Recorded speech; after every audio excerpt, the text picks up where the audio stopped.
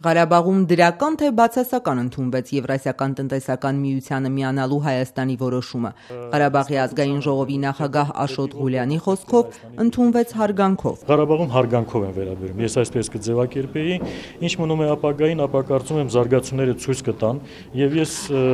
այս պահին էլ համոզված եմ, որ մենք չենք սխալվել։ Եվրասիական տնտեսական միությանը Հայաստանի անդամակցության սահմաններով մտահոգ Ղազախստանի նախագահ Նուրսուլտան Նազարբայևի շեշտադրած փոխհամաձայնությունը Ստեփանակերտում այսպես են հասկացել։ Համաձայնություն գտնելը կամ փոխհամաձայնություն գտնելը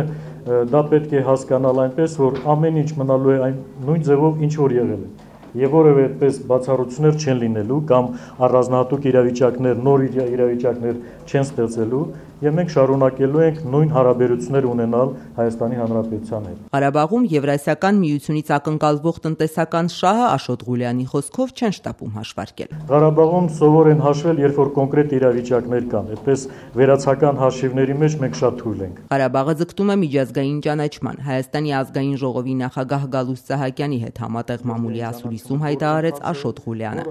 Հայաստանի խորհրդարանն այնուամենայնիվ պարբերաբար մերժում է քննարկել ընդդիմադիր ժառանգություն խմբակցության հեղինակած Ղարաբաղի անկախությունը ճանաչող օրինագծերը։ Մեզ համար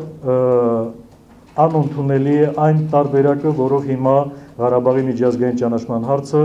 փորձ է արում մտցնել Հայաստանի ազգային ժողովի օրակարգ։ Եվ մեզ համար ընդունելի է միայն մի տարբերակ, երբ որ Հայաստանի ազգային ժողովի բոլոր քաղաքական ուժերը կոնսենսուսով համաձայն կլինեին այդ հարցը օրակարգ բերելուն եւ ազգային ժողովը այդ հարցը կքննարկի 131 կողմ ձայն ունենալով։ Գալուստ Սահակյանը նույն ճանաչման հարցին անդրադառնալով նկատեց. Հայաստանն ընտրել է Ղարաբաղյան հարցի լուծման խաղաղ ճանապարհը։ Հայաստանը ընդունել է Ղարաբաղի անկախությունը,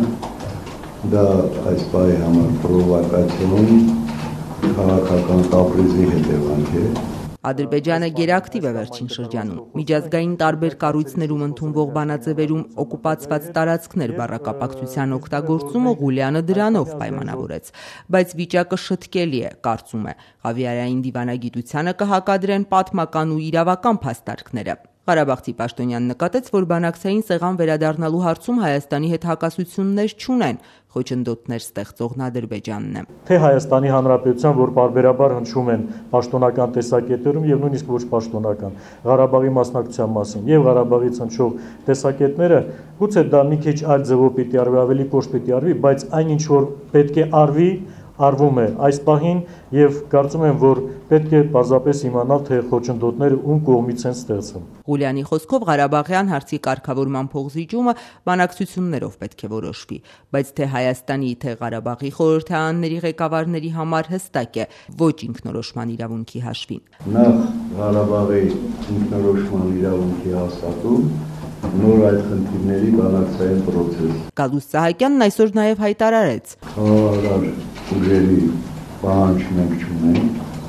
եւ դա ընդհանրապես խոսակցություններ են, մարդիկ իրենց տեսակետն են հայտնում։ Հայաստանի բանակը ինքը պատրաստ է խաղաղությունը պահպանել,